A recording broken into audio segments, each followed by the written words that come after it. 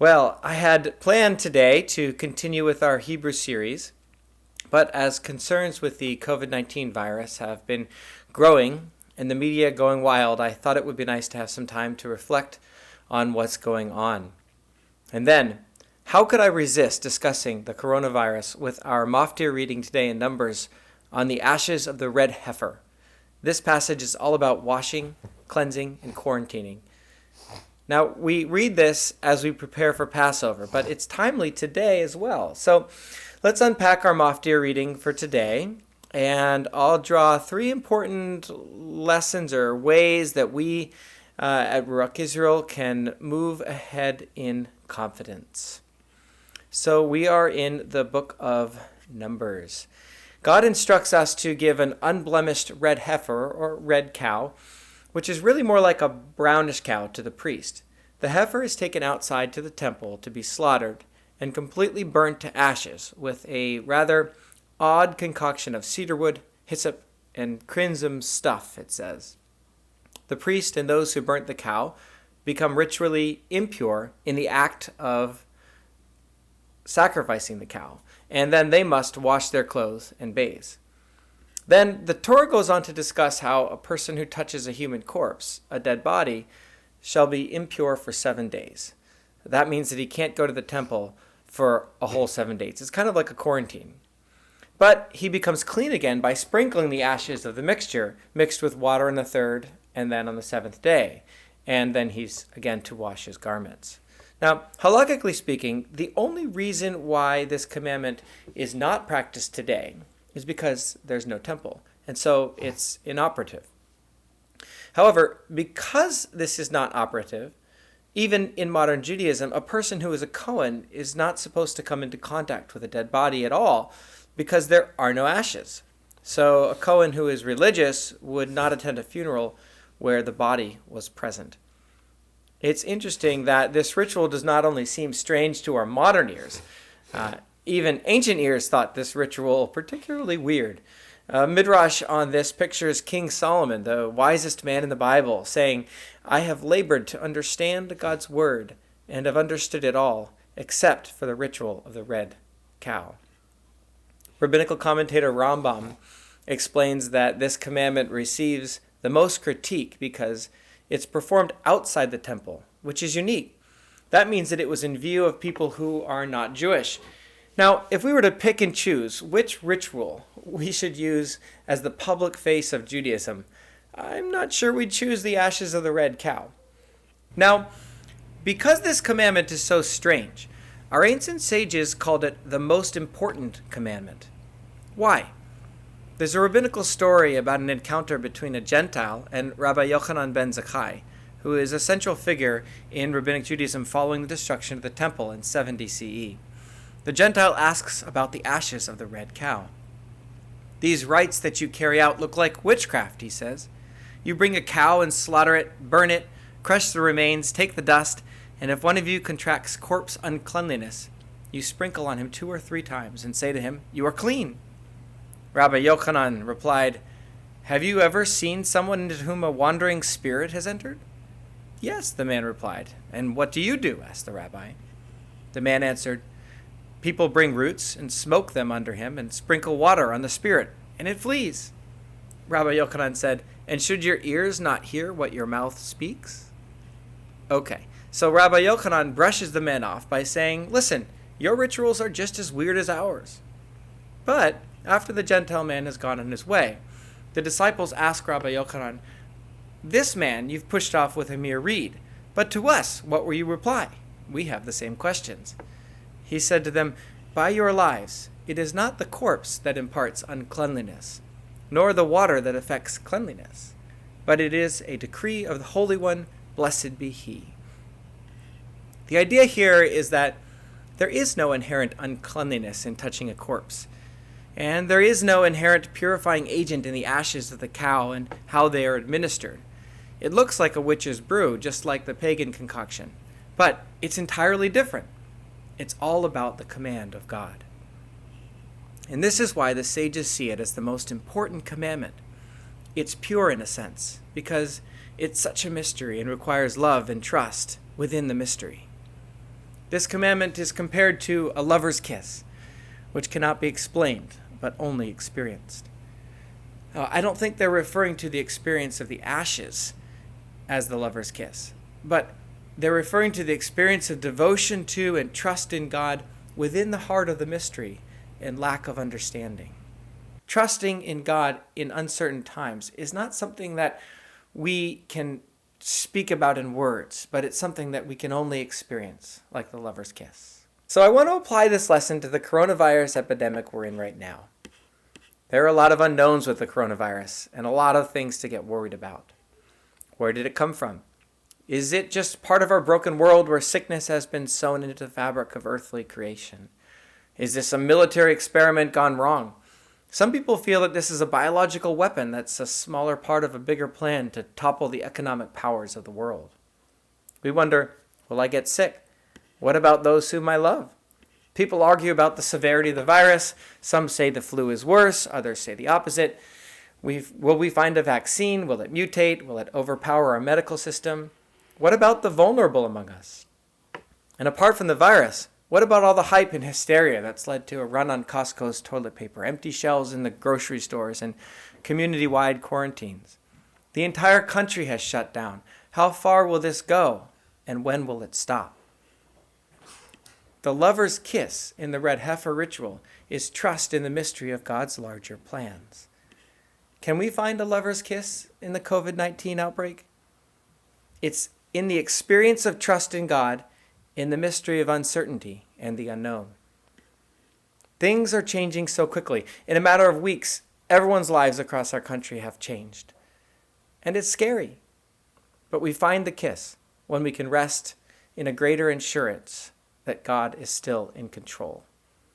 He's still good and will guide us through, even when we don't know what's next and how this will turn out. We can be of the most calm and collected and focused of people throughout the course of this epidemic. Not because we have all the answers. Not because we believe a vaccine will come out soon. Not because we think the warmer weather will end its life cycle. Not because we think the virus is not as big a deal as everyone has made it out to be. Whether those things are true or not, our trust is in Hashem, in His life, and in His greater promises for us. So, like the red heifer ritual outside the camp in plain view, this is a great opportunity to share your faith. Collective anxiety levels have been rising even without the coronavirus and social distancing policies. Everyone's on edge, everyone is worried. Be that person that others come to and ask you how you can be so at peace. I don't have the answers. Much is a mystery to me, but I trust God. I want to move into our second point, which is about spiritual cleansing. There's another passage in our Parsha today that resonates with the day. In Exodus 30, verse 17 through 21, we read, "The Lord spoke to Moses, saying, 'Make a basin of copper for washing, and place it between the tent of meeting and the altar. Put water in it, and let Aaron and his sons wash their hands and feet. When they enter the tent of meeting, they shall wash it with water, that they may not die.'" This is kind of like reading the CDC website right now, isn't it? In that time, viruses and bacteria hadn't been discovered yet, and the lines between physical cleansing and spiritual cleansing were likely much more blurry. That said, I think what's in view here and in our red heifer passage is not so much a physical cleansing from germs. This is more of a soul cleansing to prepare their souls for service in the Mishkan before God. The red heifer ashes are considered a purification for sin. But think about what they're used to cleanse. They're used to cleanse a person who has cared for someone who has died. A mitzvah. Caring for a body is not a sin. It's the opposite. It's something we're commanded to do. Remember, even the priest who is commanded to burn the cow becomes unclean by the body of the cow, whose very ashes are used to cleanse him. What's going on here? The red heifer ashes wash away death from a living person. Death is the ultimate result of sin. That doesn't mean that when a person dies, it's the result of a particular sin. But death itself first enters our world because of humanity's sin. This ritual in some way cleanses a person who has been tainted by death, in a way foreshadowing a day when we are completely freed from death. We're about to come to a beautiful passage in our study on Hebrews. Yeshua came to free us from the fear of death. chapter 2. And then in our readings today from Hebrews 9, Yeshua entered into the holies once for all, not by the blood of goats and calves, but by his own blood, having obtained eternal redemption. For if the blood of goats and bulls and the ashes of a heifer, sprinkled on those who have been defiled, sanctify for the cleansing of the flesh here refers to earthly things like the temple, how much more will the blood of Messiah, who through the eternal Spirit offered himself without blemish to God, cleanse our conscience from dead works to serve the living God? This kol v'chomer argument, if the ashes of the red heifer cleanse us in this world to approach God's presence in the temple, how much more so does Yeshua's sacrifice in the greater Holy of Holies lead to eternal redemption in the world to come? In some way, the heifer ashes create a foundation for, or an image for, the greater work that Yeshua would do. This time not in the earthly temple, but instead in the real Holy of Holies in the kingdom of heaven. I digress into future messages on Hebrews. My point is that the idea of cleansing is built so deeply into the fabric of the Torah. And cleansing on earth in the flesh, whether it's washing our bodies from dirt, or viruses, or bacteria, or our souls from unseen spiritual gunk, it all points toward a greater reality, a greater cleansing that Yeshua has already accomplished in the coming kingdom. And we are in the process of realizing when all will be pure, all will be made holy, both ritually and physically. There won't be any coronavirus, or any plague, or any quarantining in the coming kingdom of God. So, the CDC says that we should be doing a lot of washing, 20 seconds, all the time, after a cough, before a meal, after cooking, after a handshake. We don't like to say it, but when you get the itchy nose and you have to pick a little bit before you rub your eyes. So let's use this as a time to cleanse our souls, too.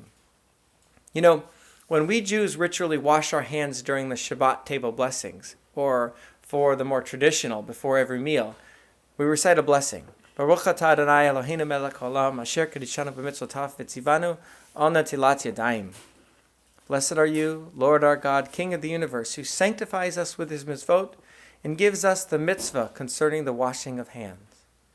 Of course, the mitzvah was for the priests on our behalf. But with no temple, Judaism incorporated this into daily life so that we could look back and bring forward God's sanctifying works from the temple into our homes and into our hands. The lesson is a humble reminder that we live by God's ways and not our own ways. It speaks powerfully to our souls that we're under his sovereignty in every aspect of our lives. When I wash my hands on Shabbat and say the blessing, I like to think of all the worries of the week being washed away under the water as we move into a new time and a new space of rest. So while we wash and keep away from germs, here are a few things we can try. Pray for one person for 20 seconds while you wash your hands. You might think of something you're particularly grateful for. Bring it up in your mind until it makes you smile.